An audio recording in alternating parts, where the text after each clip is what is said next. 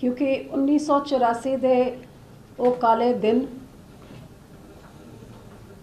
खून का बदला खून, जब एक बड़ा दरख्त गिरता है तो धरती हिलती ही है।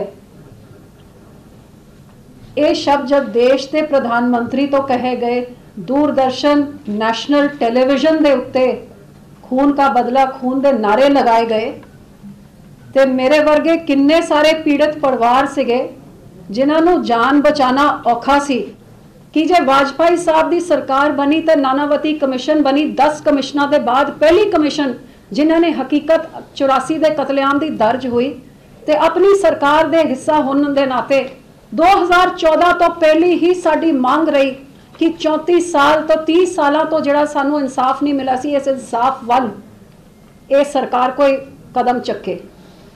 मैं मोदी साहब का शुकराना करदी हां कि श्रोमणी अकाली दल के मंग के उत्ते उन्होंने 2015 च SIT बनाई, जिहड़ी SIT के बनन दे नाल जिहड़े केस दिल्ली गुरुद्वारा प्रबंधक कमेटी ते साडी पार्टी लगातार उन्होंने मजलूमां वास्ते लड़ रही सी जिन्हां दे कोल कांग्रेस के सामने लड़ाई लड़न की ताकत नहीं सी। लेकिन हुण बेखौफ होकर उन्होंने एक बार फिर अपने बयान किए, जिहड़ा आपां देखिया कि महीना पहले 34 साल बाद 2 बंदियां नूं, नरेश रावत ते यशपाल नो, एक नो फांसी दी ते एक नो उम्र कैद नो 14 नवंबर तो SIT तो ऐतिहासिक साल के अंदर ट्रायल होया ते साल के अंदर कन्विक्शन भी हो गई।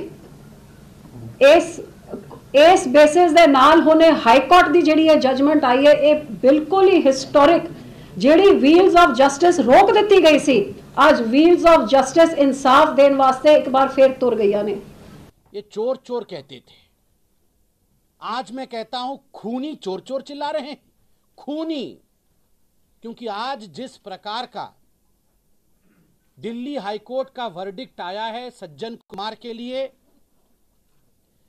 बिल्कुल स्पष्टता के साथ यह केवल सज्जन कुमार के खिलाफ नहीं, यह कांग्रेस पार्टी के खिलाफ वर्डिक्ट है।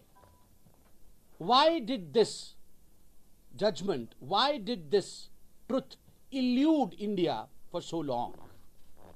It eluded India for so long. It was kept away from the victims. Justice was kept away from the victims for so long because the Congress party never wanted justice to be delivered. Modi ji की सरकार ने एक SIT का गठन किया। Justice GP Mathur supreme court के retired जज हैं। उसके बाद सुप्रीम कोर्ट ने हस्तक्षेप किया, उस SIT को सबस्यूम किया और 20 ऐसे केस हैं जिनको रेकमेंड किया कि जिनमें लोगों के खिलाफ मुकदमे चले और सजाएं उनको हों। कुछ महीने पहले भी से लोगों को सजाएं होनी शुरू हुई हैं। अभी एक मृत्युदंड की सजा भी हुई थी कुछ दिन पहले। और आज जो ये निर्णय आया है कि 1984 के दंगों का इससे बड़ा कोई संकेत नहीं हो सकता, जो कि सिंबल नहीं हो सकता जो सज्जन कुमार जी थे। और ये विडंबना है कि ये आया उस दिन है जिस दिन सिख समाज एक दूसरे नेता जिसको दोषी मानता है, कांग्रेस पार्टी आज भी उनको मुख्यमंत्री की शपथ दिलवा रही है। और इसलिए कांग्रेस पार्टी और गांधी परिवार इस पूरे कवर अप और अन्याय के अंदर आज तक शामिल रहा है। देखें, आरोप तो फिर 2002 के दंगों पर बहुत बड़े बड़े देश के पदों पर बीजेपी के नेता हैं, तो फिर तो वहां से शुरू होनी चाहिए कार्रवाई। सज्जन कुमार का साथ देने के लिए पुलिस दिल्ली की साथ थी। आज कमलनाथ मध्य प्रदेश में मुख्यमंत्री बन रहे हैं, लेकिन मुख्तियार सिंह का हल्फनामा है।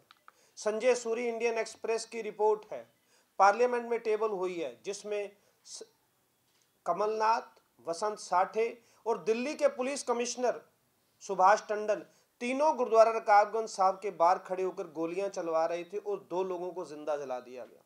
और आज वो ले रहे हैं। राहुल गांधी जी, आपने कुछ समय पहले ये कहा कि कांग्रेस इसमें दोषी नहीं थी। आज हाई कोर्ट ने क्लियर कह दिया है कि ये पॉलिटिकल पैट्रोनेज के तहत ये सब कुछ हुआ। आज आपने कमलनाथ को मुख्यमंत्री बनाया है।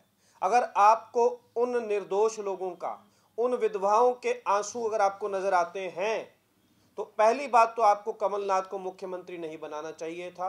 पहली बात तो ये है कि जहां तक कमलनाथ का सवाल है, जिसके बारे में ये बात कर रहे हैं, तो वही बात तो सेंटर में हो रही है। आज कौन वहां बैठे हुए हैं लोग? सेंटर पे तो टॉप पे बैठे हैं भाई, जो राइट्स में इन्वॉल्व थे, जिनकी रेख देख में हो रहा वो कैसे प्रधानमंत्री बने हुए हैं? जांच तो होनी चाहिए ना।